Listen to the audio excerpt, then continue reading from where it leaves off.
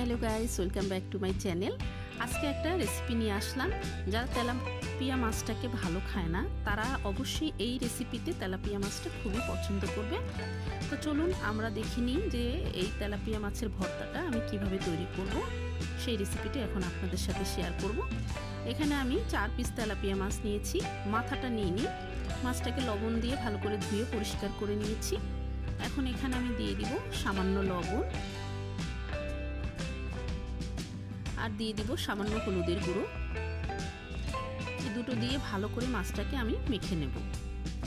মাছের এই রেসিপিটা আসলে অসাধারণ হয়। যারা তেলাপিয়া মাছটা পছন্দ করে না তারাও পছন্দ করবে এই তেলাপিয়া মাছের স্পেশাল ভর্তাটা। তো এরপরে আমি ফ্রাই প্যানে খানিকটা সয়াবিন তেল দিয়ে দেব। আপনারা চাইলে এটা সরিষা তেলেও মাছটাকে ভেজে নিতে পারেন। আমি এখানে সয়াবিন তেলটা দিয়েছি। এবার মাছটাকে আমি একটু বাদামি করে ভেজে নেব। আসলে মাছের ভর্তার রেসিপি কিন্তু খুবই মজাদার হয়, কিন্তু তেলাপিয়া মাছের ভর্তাটা আমার কাছে ভীষণই পছন্দ হয়েছে। আশা করি আপনাদেরও ভালো লাগবে। তো আমি এখন মাছটাকে উল্টে পাল্টে একটু বাদামি করে ভেজে নেব।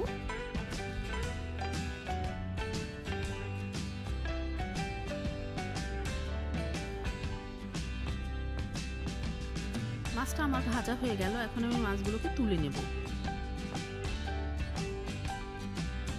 এটা খেয়াল রাখবেন যেন একদম মচমচা না হয়ে যায়। মাছটা বেশ নরমও থাকবে, আবার বাদামি করেও ভাজতে হবে। তো মাছটা ভাজা হয়ে গেলে আমি তুলে নিলাম।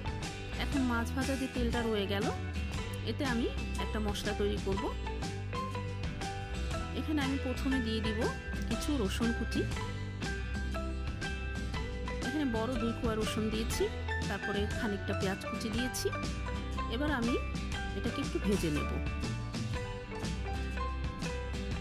রসুন আর পেঁয়াজটাকে আসলে বাদামি করে ভাজতে হবে। খেয়াল রাখতে হবে যাতে পুড়ে না যায়, এটা বাদামি করে ভেজে নিতে হবে। এবার আমি এখানে দিয়ে দিব 2টো কাঁচা মরিচ।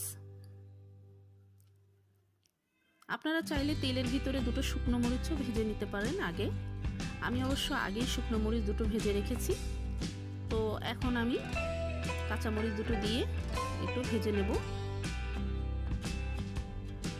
এখন দিয়ে দিলাম সেই ভাজা শুকনো মরিচ 2টো দিয়ে ভালো করে ভেজে নেব। এই যে বাদামি করে ভেজে নিয়েছি। এখন আমি এটা নামিয়ে নেব। মাছটা অলরেডি ঠান্ডা হয়ে গেছে। এখন আমি মাছের কাঁটাগুলো বেছে নেব। ভালো করে আমি এখানে মাছটাকে বেছে নেব যাতে কাঁটা না থাকে। সম্পূর্ণ মাছগুলো আমি বেছে নিচ্ছি। এই মাছের ভর্তাটা যদি একবার খেয়ে দেখেন, দেখবেন যে কত ভালো লাগে। তখন আপনার মনেই হবে যে তেলাপিয়া মাছ দেখলে ভর্তাটা তৈরি করে ফেলি। এই যে আমার মাছগুলো বাছা হয়ে গেল। এখন আমি এখানে দিয়ে দিব খানিকটা কাঁচা পেঁয়াজ কুচি। পেঁয়াজটা কিন্তু খুব মিহিন করে কুচাবেন, তাহলে ভালো লাগবে খেতে। দিয়ে দিলাম সামান্য লবণ। এটা আপনাদের স্বাদ অনুযায়ী দিবেন, কারণ মাছটা কিন্তু লবণ দিয়ে ভাজা হয়েছে। তো ওগুলোকে আমি একটু চটকে নিলাম। তারপরে ভাজা যে মশলাটা ছিল আমার, ওটাও সাথে মিশিয়ে দেব।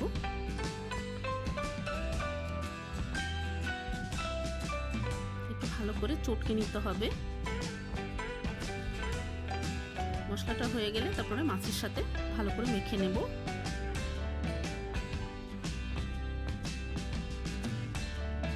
মোটামুটি মাখা হয়ে গেল। এখন আমি এখানে দিয়ে দেবো কাঁচা সরিষার তেল। আসলে ভর্তাতে এই তেলটা কাঁচা অবস্থায় দিলে একটা সুন্দর গন্ধ আসে এবং ভর্তাটাও ভালো লাগে। তো আমি এখানে সরিষার তেল দিয়ে দিলাম। আর দিয়ে দিব ধনেপাতা কুচি। ধনেপাতা কুচি দিয়ে খুব ভালো করে মেখে নেব।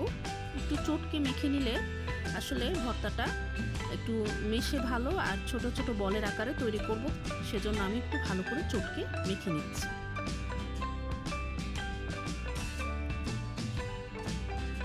যেভাবে একটু মেখে নিলাম, হয়ে গেল তৈরি আমার তেলাপিয়া মাছের ভর্তা।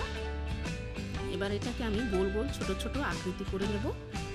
যে কয়জন ফ্যামিলিতে সদস্য আছে সে হিসাবেও আপনারা এটাকে গোল গোল তৈরি করে নিতে পারেন। এভাবে এটা এখন আমি তৈরি করে নেব এরকম গোল গোল করে। দেখুন কত সুন্দর লাগছে দেখতে, খেতেও কিন্তু ভীষণ মজাদার হয়।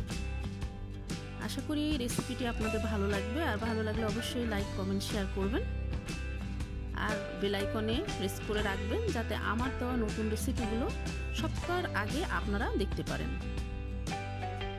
আর রেসিপিটা তৈরি করে খেয়ে অবশ্যই কমেন্টে জানাবেন আপনাদের কেমন লাগলো। আর যদি নতুন কোনোভাবে আপনারা এই তেলাপিয়া মাছের ভর্তা তৈরি করে থাকেন তা সেটাও আমাকে কমেন্টে জানাতে পারেন। আমি ভালো লাগলে অবশ্যই ট্রাই করব আর আপনাদের জানাবো।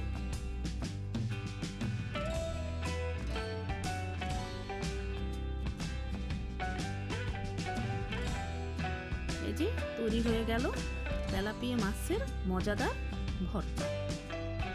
এটা অবশ্যই বাসায় তৈরি করে খাবেন আর আমাকে জানাবেন আপনাদের কেমন লাগলো। আবার দেখা হবে নতুন কোনো ভিডিও নিয়ে, ততদিন সবাই ভালো থাকবেন।